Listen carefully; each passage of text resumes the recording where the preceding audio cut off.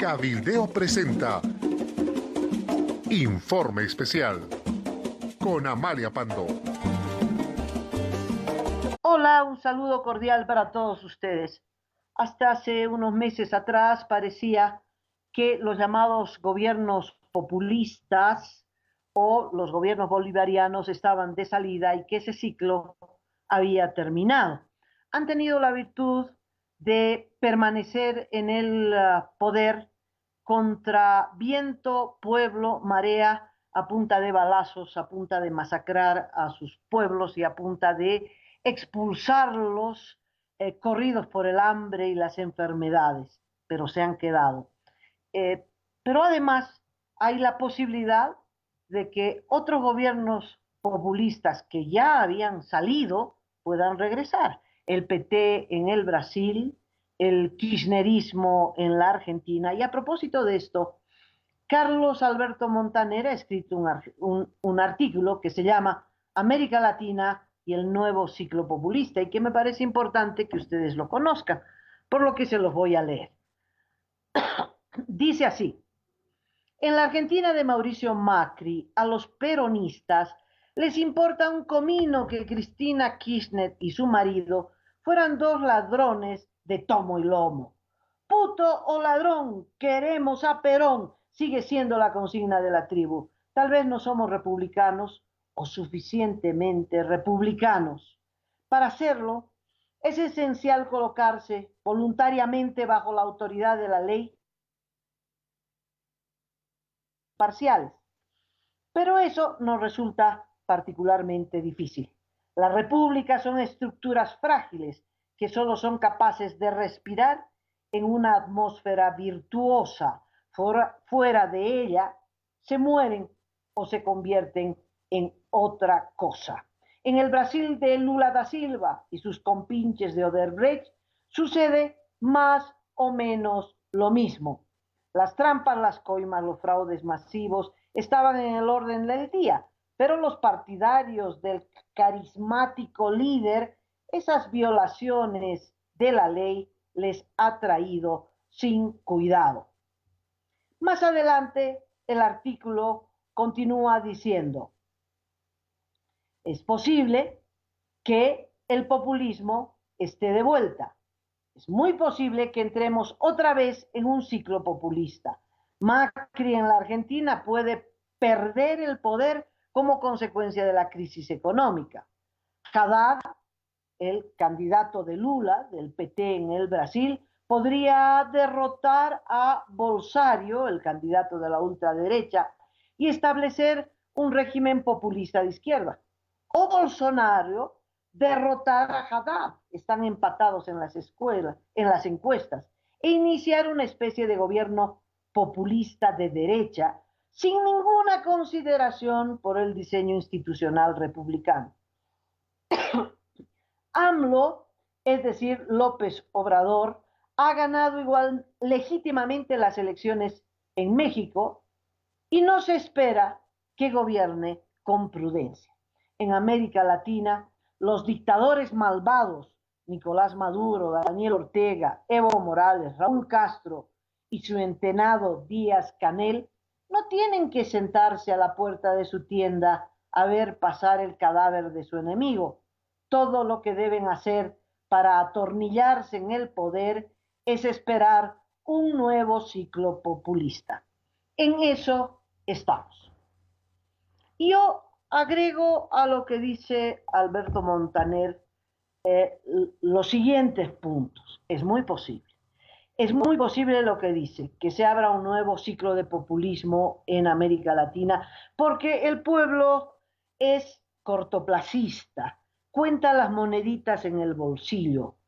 Si el bolsillo está vacío, pues añora gobiernos anteriores, no importa si robaron, no importa si mataron, si ese liderazgo le recuerda un mejor periodo, pues el pueblo se inclina todavía por esos gobiernos.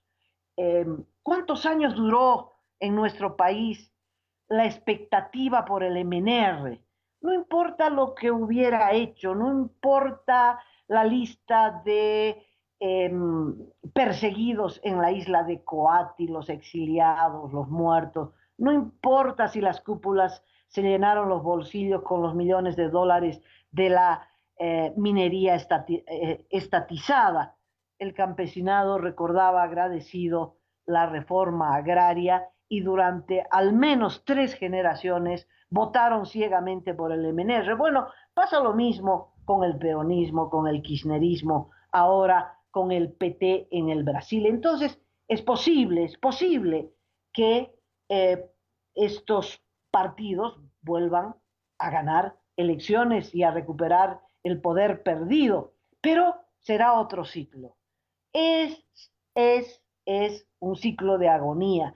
No es que puedan volver a vivir, no es posible que resuciten, no, están en un proceso de agonía. Lo que pasa es que resultó una agonía más lenta de lo que se pensaba.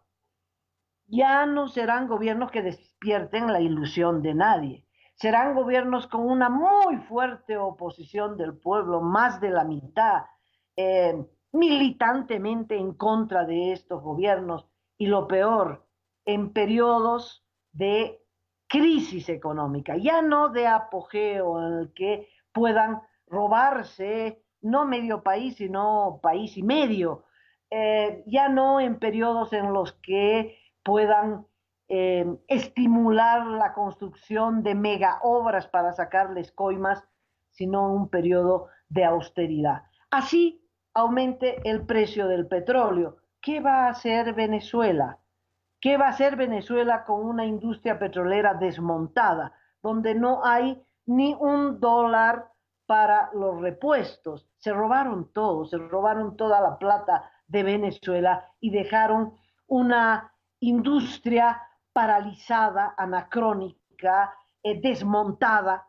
Así el petróleo vuelva a subir a $100 el barril o a $200 el barril. No producen ni la mitad de lo que producían hace 20 años. Lo propio ocurrirá en nuestro país. Aunque suba el precio del gas, estamos produciendo menos gas que hace 5 o 6 años y la tendencia es a que las reservas de gas no solo disminuyen, sino se agoten. Nicaragua no tiene salida. Nicaragua vivía del petróleo barato que le daba Venezuela. Ese petróleo barato servía para sacarle un plus, es decir, si Venezuela les vendía a $10, Nicaragua lo comercializaba en el mercado interno a 20, y con la diferencia de 10 hacía obras, pavimentaba, construía, en fin, el apogeo del mercado interno. Y otra partecita iba a una empresa manejada por la mujer de uno de los hijos de Ortega, cuyo destino era fortalecer la dinastía de los Ortega. Todo eso se está desmoronando. Todo eso se está desmoronando y aunque se quede Ortega, se quedará a administrar una crisis económica galopante. En la Argentina, Cristina Kirchner no va a poder devolver las subvenciones. El boquete fiscal que ha dejado, es decir, entre ingresos y egresos, es tan grande que el boquete se lo está comiendo a Macri. Cristina vuelve perseguida por 20 procesos judiciales que por ahí los para, pero no va a correr al Fondo Monetario Internacional, que es el único que ha decidido soltarle unos millones para eh, compensar ese déficit financiero. Pero si corren al Fondo Monetario Internacional, ¿va a mejorar la crisis económica en Argentina? Por supuesto que va a empeorar. ¿Por qué Macri no puede atraer la inversión extranjera? Porque está a la sombra de Cristina, está a la sombra de la que podría volver al poder y desestabilizar lo poco que Macri ha logrado estabilizar.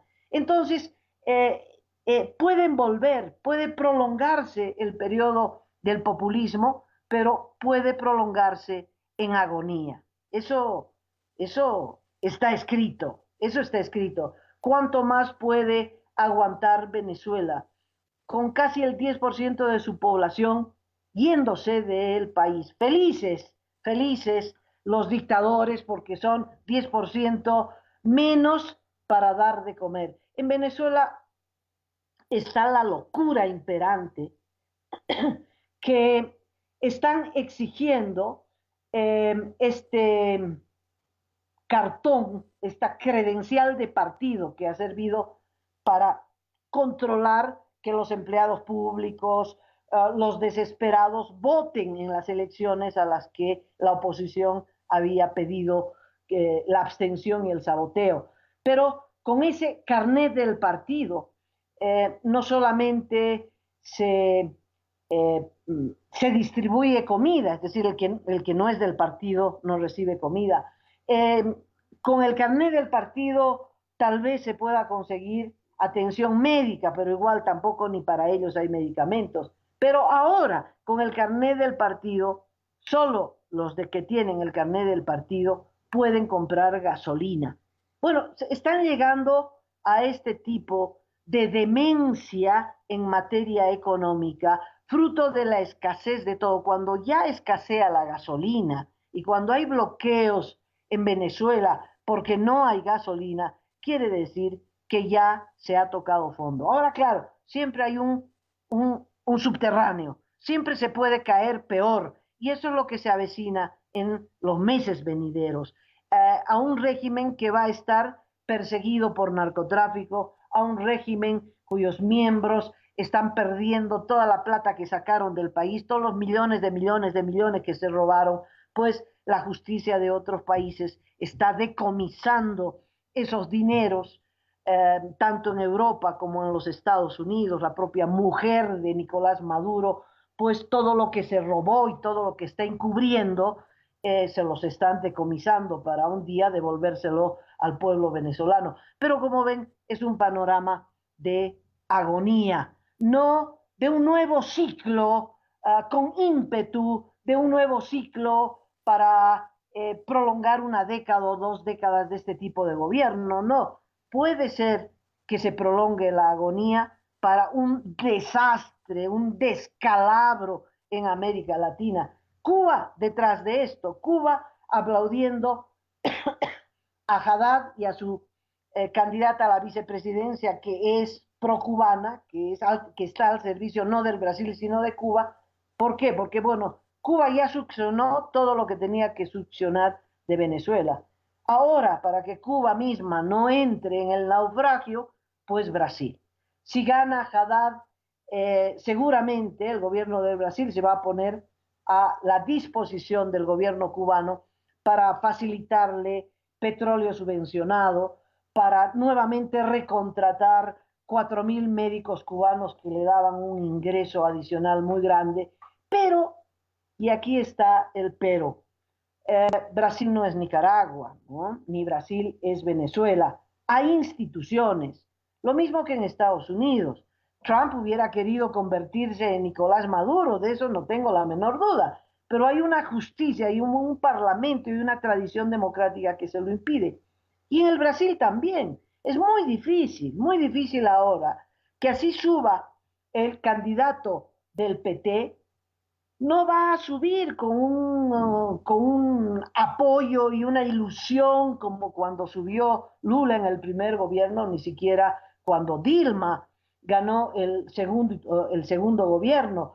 No, como le digo, será un gobierno con enorme oposición, con la oposición de más de un 50%, y Haddad no va a poder poner la economía del Brasil débil, cuestionada, con poco impulso productivo al servicio de los cubanos, ni les va a poder regalar petróleo, ni van a poder franquear la oposición de la justicia que anuló los contratos con los médicos cubanos.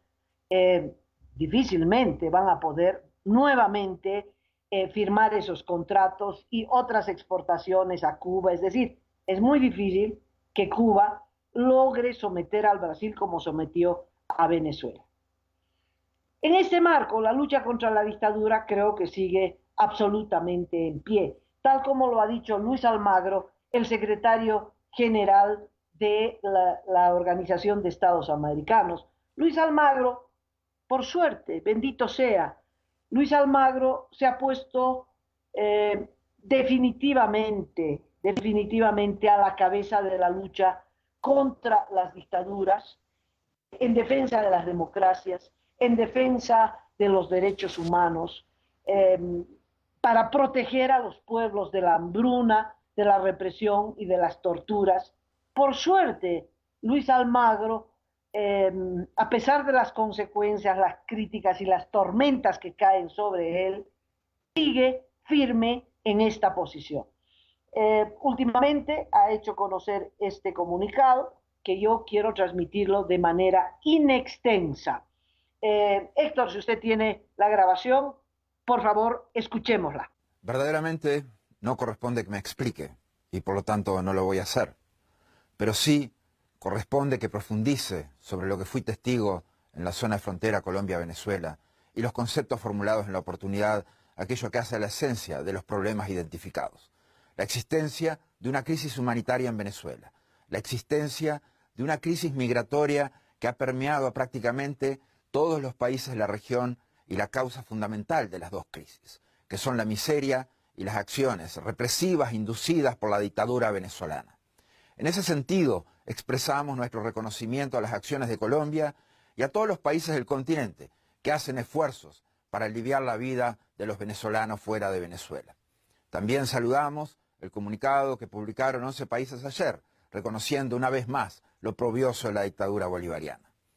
Eso implica muy claramente que debemos actuar. La omisión, el ocultamiento de la verdad, la negación, son actitudes criminales de la peor categoría moral y de la peor bajeza en términos políticos y sociales, considerando la situación de los venezolanos. Dije muy claramente que siempre debemos agotar el camino a las acciones diplomáticas y que debemos dejar todas las opciones abiertas, que no debe descartarse ninguna opción. A partir de ahí, algunas interpretaciones maniqueístas buscaron cambiar el eje de la discusión. El desarrollo fue que hablábamos de ataque militar, de violencia, que éramos favorables a la agresión armada. No es cierto. Luego de todos estos años de defensa de los principios democráticos y los derechos humanos, sería un infantilismo de mi parte entrar en esa provocación y preocuparme de esas interpretaciones. Hablemos de lo que importa, de las víctimas del horror y cómo ayudarlos. Hablemos de lo que tenemos que hablar, del horror de la dictadura y sus consecuencias, y de la fuerza que nos da el derecho internacional y los instrumentos del sistema jurídico interamericano. El mensaje nuestro, integralmente, no es de violencia, sino que es precisamente para detener la violencia, para detener la agresión y la represión. Nuestras acciones están dirigidas a hacer esto efectivo. Por supuesto, las mismas, siempre, siempre, deben ser en el marco del sistema interamericano de protección a la democracia y los derechos humanos, así como del derecho internacional público. Es fundamental tener ese contexto presente. No puede ser de otra manera, que a nadie se le ocurra sacarme de ahí. Todos los países son conscientes del desastre humanitario que vive Venezuela. Todos, en mayor o menor medida, han ofrecido ayuda humanitaria. Todos hemos ofrecido cuanto está a nuestro alcance en materia de medicinas y alimentos para paliar esta grave situación. Todos hemos sido rechazados por un régimen dictatorial que es tan inmoral, que por primera vez en la historia un país en crisis humanitaria rechaza la ayuda con la que se puede salvar a su pueblo del sufrimiento y de la muerte. Debemos eliminar la opción de brindar asistencia humanitaria al pueblo venezolano porque el régimen se niega a recibirla. ¿Es eso ajustado al derecho y a la ética? ¿Es ajustado al derecho y a la ética negarle al pueblo venezolano diálisis, fórmulas para bebés, anticonvulsivos, vacunas, comida, cuando el sufrimiento y la muerte hoy alcanzan a millones? Aceptar la negativa de la dictadura de recibir la esencial ayuda humanitaria para el pueblo venezolano no es cumplir el derecho internacional humanitario, es violarlo. Nos denunciaron casos de personas a las que no se le hacía el tratamiento de quimioterapia por no tener el carnet de la patria. Un nefrólogo decía que se sentía cómplice por los pacientes que morían por falta de diálisis, por no decir, por no hacer. Somos más cómplices que cualquier nefrólogo por nuestra inacción, por no abandonar nuestra zona de confort. Podemos sumar nuestra complicidad, diciendo que nos preocupa y que hemos condenado y que hemos ofrecido ayuda. Negárselas porque la dictadura se las niega es infame. En esta clase de indiferencia, la que hace a las dictaduras perennes. Por supuesto que debemos actuar conforme al derecho internacional y al sistema interamericano. Así lo estamos haciendo cuando presentamos los testimonios y denuncias de crímenes de lesa humanidad ante la Corte Penal Internacional. También hemos denunciado la corrupción y la vinculación del régimen venezolano al narcotráfico. La ejecutoriedad de las penas o sanciones que se impongan sobre estas tipificaciones es fundamental. Es contrario al derecho, al sistema interamericano y al derecho internacional no exigirlas ante estos crímenes. Por eso, esta opción también debe estar abierta. Por supuesto que también podemos mirar a través de nuestras declaraciones el resto de nuestras vidas mientras esto está pasando. No debe haber cosa más fácil que repetir lo que ya dijimos y dejar que el dolor, la violencia del Estado y la muerte sigan ocurriendo en Venezuela. De hecho, la comunidad internacional hace esto muchas veces cuando se dieron crímenes de lesa humanidad. Lo hizo en el genocidio en Ruanda y lo hizo cuando Pol Pot masacró a su propio pueblo. La responsabilidad de proteger es la última esperanza de las víctimas y de los oprimidos. Muchas veces nunca llega. Fue conforme a derecho permitir el genocidio en Ruanda por esgrimir el principio de no intervención. Fue conforme a derecho que Pol Pot masacrara a su pueblo por esgrimir el principio de no intervención. No, no, no. Es completamente inmoral negar a futuro este derecho al pueblo venezolano. La responsabilidad de proteger es una opción que debe permanecer abierta. Como saben bien, no estoy pegado a este cargo, pero ni me callo ni me voy, como dijo Luis Alberto Herrera, un gran no intervencionista, pero esencialmente un gran humanista. La dictadura venezolana querría que me fuera. La dictadura venezolana querría que me callara. Sus cómplices también. Yo seguiré luchando contra la misma hasta que caiga, donde sea, como sea. Las palabras de Luis Almagro, el secretario general de la OEA. Y en nuestro país yo creo que la mejor forma de solidarizarnos con el sufrido pueblo de Venezuela es impedir que Evo Morales se entronice en el poder. A Evo Morales le queda 1 año, 3 meses y 27 días para irse. Ni un segundo más, ni un segundo menos. El próximo 10 de octubre, Evo Morales va a escuchar al pueblo de Bolivia, porque hasta en el último rincón de este país flameará la banderita del 21F. Va a flamear la bandera de los que estamos convencidos de que Bolivia tiene un solo destino, que es la democracia, y que no vamos a permitir que dictadorzuelos se queden con nuestra patria. El próximo 10 de octubre, convocados o sin alguna organización que nos convoque, vamos a salir a la calle. El gobierno también va a sacar a sus mercenarios, a sus empleados públicos, en fin. Vamos a evitar cualquier tipo de choque o confrontación, porque la democracia es vida, la democracia es alegría de tener fuerzas para luchar por el presente y por el futuro del país, pero sobre todo por el presente de nuestro país.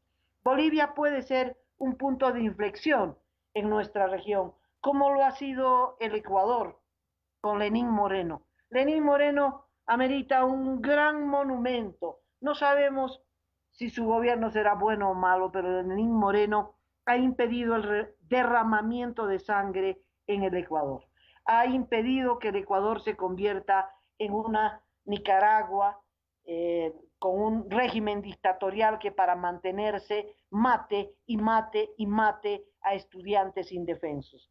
Lenín Moreno es un punto de inflexión, pero como todo en historia es un proceso, pues el segundo punto de inflexión para ser un punto de inflexión mayor tiene que ser Bolivia.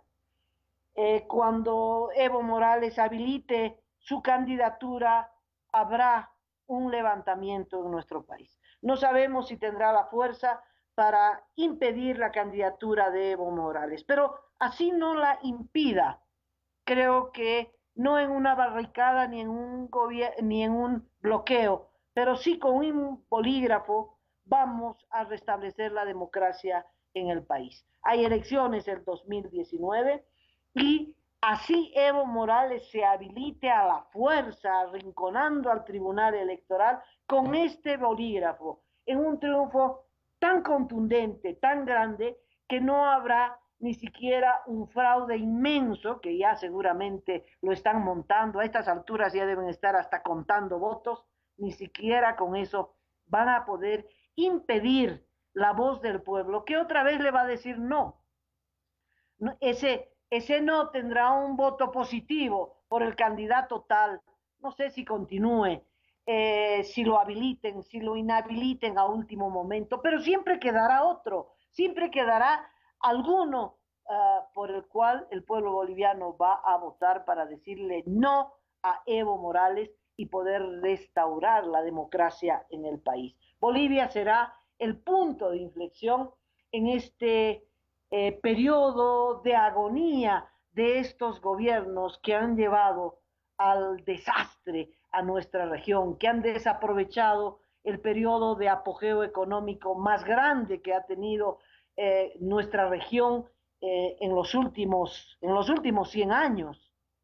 De tal modo que a pesar de esa agonía y a pesar de un periodo más de prórroga, y aunque vuelva Cristina Kirchner, cosa que no creo, y aunque triunfe Haddad o la ultraderecha en el Brasil, creo que la lucha por la democracia está planteada, pero no solamente la lucha, sino la victoria, el triunfo, y que ese espacio y ese terreno se va a jugar en nuestro país, y que los bolivianos que hemos luchado tanto por la democracia, que hemos hecho una revolución por el voto universal, tenemos las de ganar en esta batalla. Muchas gracias. Con otro informe especial estaré con ustedes mañana aquí en Cabildeo. Cabildeo presentó Informe Especial con Amalia Pando.